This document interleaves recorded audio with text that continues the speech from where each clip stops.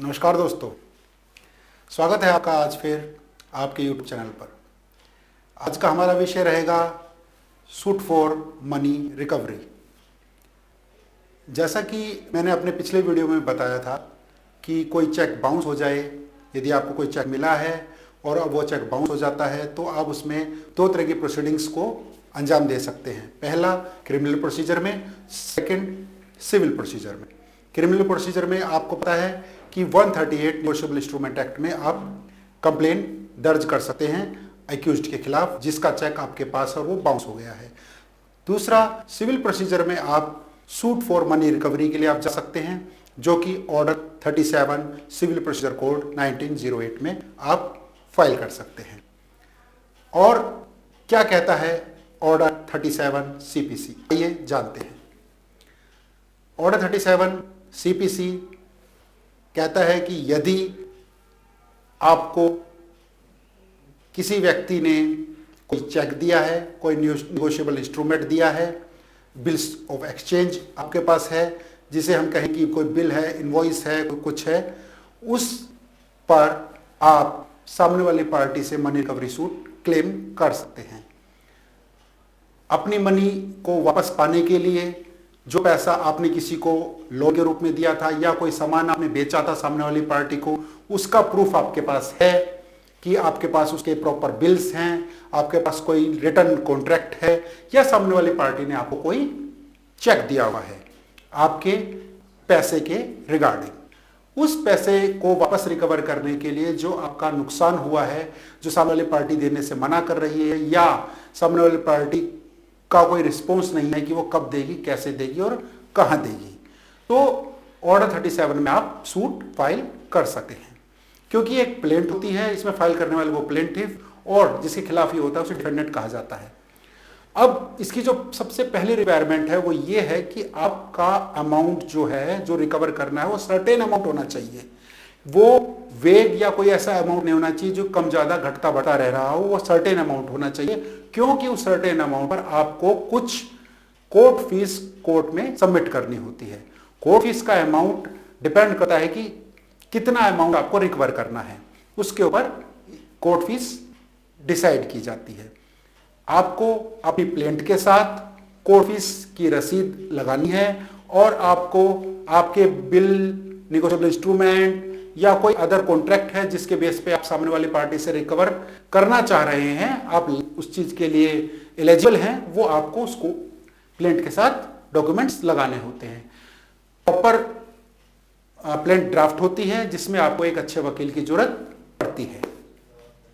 देखिए, suit for recovery के लिए सबसे पहले आपने प्लेंट कोर्ट में फाइल की। जैसे ही कोर्ट में प्लेंट फाइल होती है, कोर्ट ये देखती है कि ये प्रॉपर फाइलिंग हुई है, ड्राफ्ट सही से हुआ है और प्रॉपर कंटेंट्स ऑर्डर 37 के इसमें फुलफिल हो रहे हैं, नहीं हो रहे हैं। यदि वो कंटेंट्स ठीक हैं और कोर्ट को लगता है कि इसमें फर्दर प्रोसीडिंग्स करनी चाहिए, आगे कार्रवाई करनी चाहिए, तो कोर्ट इसके अंदर ऑर्डर करती है कि इसमें सम्मन जारी किए जाएं under order 37 civil procedure code. Proper notice issue किए जाएंगे जिसे हम सम्मन बोलते हैं सामने वाली पार्टी को, डिफेंडेंट को, उसके जितने भी अवेलेबल एड्रेसेस हैं उन सब पर हम उसको भेजते हैं। प्लेंटिफ ने जैसे ही वो अपना कोर्ट में सम्मन के रिगार्डिंग जो भी उसका प्रोसेस फीस है वो फाइल की, तो कोर्ट वहां पर डिफेंडेंट के एड्रेसेस पर उनको भेज देते हैं। और इसमें देखिए सबसे पहला बेनिफिट मैं बताता हूं, क्योंकि ये ऑर्डर 37 का सूट सिविल प्रोसीजर के तहत आता है, समरी प्रोसीजर के तहत आता है। समरी प्रोसीजर में जो पहला सम्मन जाएगा उस पर क्लियर मेंशनिंग होती है कि जिस समय आपको, मतलब डिफेंडेंट को, यह नोटिस सर्व होगा, यह सम्मन मिलेगा, उस दिन से 10 दिन के अंदर अंदर, within 10 days from the date of service of that सम्मन अपॉन द डिफेंडेंट, उस 10 दिन के अंदर अंदर डिफेंडेंट को अपनी अपीयरेंस कोर्ट में फाइल करनी होती है। 10 दिन के अंदर यदि कोर्ट में अपीयरेंस फाइल नहीं करता है डिफेंडेंट, तो क्या होगा? या तो वो 10 दिन के बाद फाइल करेगा, उसमें एक एप्लीकेशन उसको मूव करनी होगी कॉन्डोनेशन ऑफ डिले की, कि भाई मेरे को इतना समय क्यों लगा, 10 दिन से ज्यादा समय क्यों लगा, 15 दिन 20 दिन जो भी लगे वो क्यों लगे, उसका रीजनेबल एक्सक्यूज है तो कोर्ट में उसको एप्लीकेशन फाइल करेगा विद इन लिमिटेशन एक्ट। और यदि वो फाइल ही नहीं करता है तो विद इन 10 आफ्टर 10 डेज जब कोर्ट में वो तारीख होगी, कोर्ट जजमेंट अनाउंस कर देगा इसके अंदर straight forward without any further procedure कि ये जो सर्टेन अमाउंट है दैट दिस एंड उस पर इंटरेस्ट वो कोर्ट आपके हक में फैसला सुना देगा in the favour of plaintiff.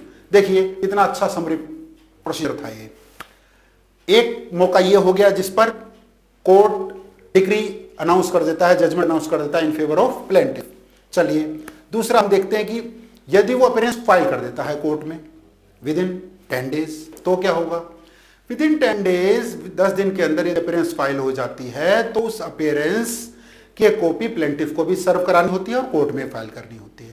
और उस एप्लीकेशन में जो अपीयरेंस के साथ हम लगाते हैं उसमें उस डिफेंडेंट का प्रॉपर पोस्टल एड्रेस देना होता है जहां पर कोर्ट फर्दर अपने सर्विस कराएगी, समन्स की या नोटिस की या जो भी उसमें कम्युनिकेशन होनी है वो सर्व कराई जाएगी उस एड्रेस के ऊपर।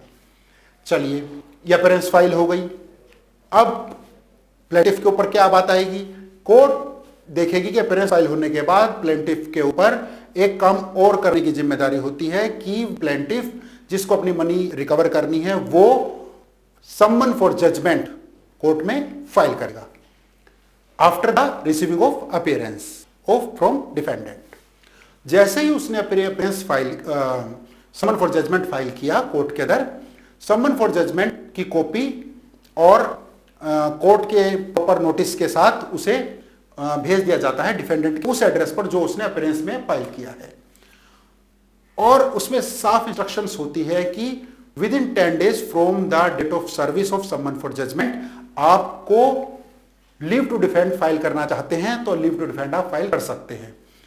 तो जैसे ही समन डिफेंडेंट को सर्व होंगे वो अपनी लीव टू डिफेंड कोर्ट में फाइल करेगा within 10 days from the date of service.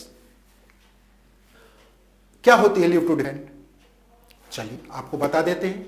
Leave to defend एक ऐसी एप्लीकेशन है जो कोर्ट में डिफेंडेंट मूव करते हैं और ये कहते हैं कि देखिए जनाब ये जो मनी रिकवरी सूट मुझ पर डाला गया है ये बिल्कुल ही बेबुनियाद है और मेरे पास इस केस के रिगार्डिंग इस केस में अच्छा डिफेंस है, मैं इसको बहुत अच्छे से डिफेंड कर लूंगा और ये पॉइंट्स मेरे डिफेंस के हैं, तो उसे बोलते हैं हम लीव टू डिफेंड।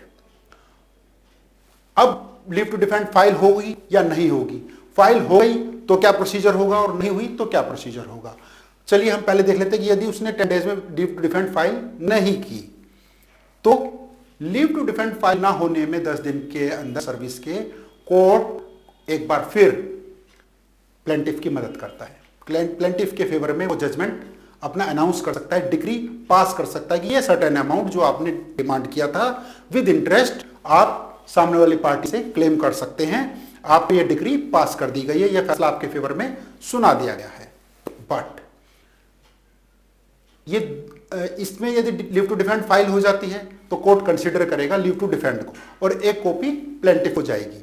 प्लेंटिफ उसका रिप्लाई फाइल करेगा कि क्यों इस व्यक्ति को लीव टू डिफेंड ग्रांट ना की जाए, क्योंकि ये फेक फैब्रिकेटेड वेग कुछ डिफेंस यहां लेके आ रहा है जो कि इसके फेवर की नहीं है और ये जो सूट है वो मेरे फेवर में अनाउंस कर दिया जाए और डिक्री पास कर दी जाए इन फेवर ऑफ प्लेंटिफ। ये सारी चीजें होती है जो विद और अपॉन एफिडेविट होती है। एफिडेविट दोनों पार्टीज को देने होते हैं। अब कोर्ट ने दोनों को कंसीडर किया, दोनों की आर्गुमेंट्स हुई ऑन लीव टू डिफेंड और कोर्ट को सेटिस्फैक्शन होता है कि हाँ ये लीव टू डिफेंड ग्रांट की जाए तो उसके ग्राउंड्स देती है और यदि ना की जाए तो उसके ग्राउंड्स देती है। यदि उस कोर्ट ने अपनी सेटिस्फैक्शन के अनुसार उसको ये लगता है कि नहीं इसमें लीव टू डिफेंड ग्रांट नहीं की जानी चाहिए, लीव टू डिफेंड नहीं दी जानी चाहिए, तो वो लीव टू डिफेंड को रिजेक्ट कर देती है और स्ट्रेट फॉरवर्ड एक और जजमेंट आपकी डिग्री का ग्राउंड बन जाता है और आपके फेवर में डिग्री पास कर दी जाती है।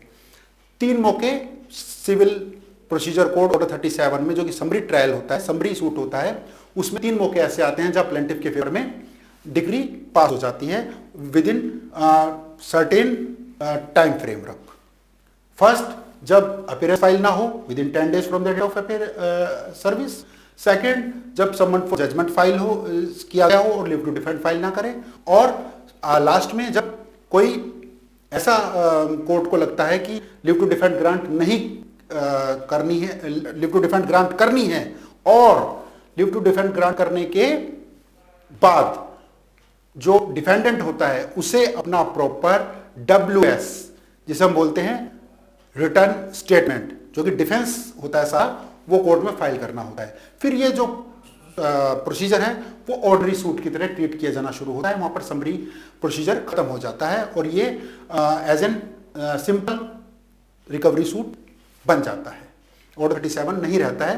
क्यों? क्योंकि जैसे ही लीव टू डिफेंड ग्रांट कर दी जाती है तो डिफेंडेंट में WS देता है, सामने वाली पार्टी उस पर रेप्लिकेशन देती है, और उसके बाद दोनों पार्टीज में इश्यूज फ्रेम होते हैं, इश्यूज फ्रेम किए जाएंगे। इश्यूज फ्रेम के बाद गवाहियां चलेगी, गवाहियों के बाद आर्गुमेंट्स होगी, आर्गुमेंट्स के बाद जो कोर्ट को ऑर्डर करना है, उसको लगता है कि सर्टेन क्राइटेरिया फुलफिल करने के बाद ये पार्टी इसका हकदार है, तो वो या तो प्लेंटिफ के फेवर में या डिफेंडेंट के फेवर में अपने फैसले को सुना देती है। अब होता क्या है कि जैसे ही कोर्ट ने अपना जजमेंट सुनाया, जजमेंट सुनाने के बाद क्या डिफेंडेंट का ऑब्लिगेशन तुरंत हो जाता है कि वो पैसा प्लेंटिफ को दे दे? यस। जैसे ही डिक्री की नॉलेज डिफेंडेंट के संज्ञान में आती है कि भाई डिक्री पास कर दिया कोर्ट ने, तो डिफेंडेंट को तुरंत वो पैसा प्लेंटिफ को सबमिट कर देना चाहिए। नहीं करता है तो क्या होगा?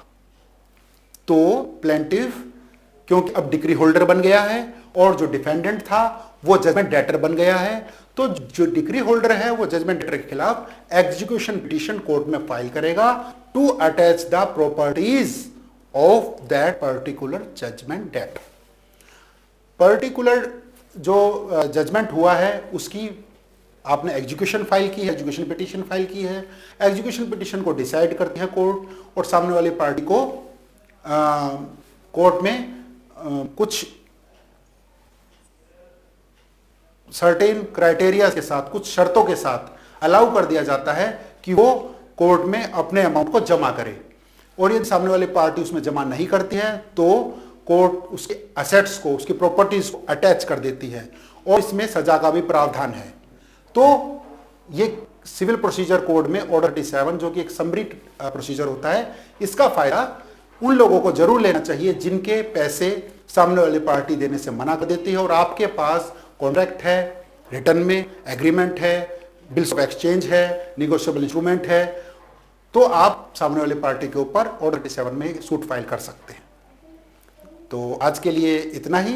मैं उम्मीद करता हूं कि ये इंफॉर्मेटिव जो वीडियो था आपके लिए अच्छा रहा होगा, आपको इससे बहुत अच्छी जानकारी मिली होगी। Thank you very much.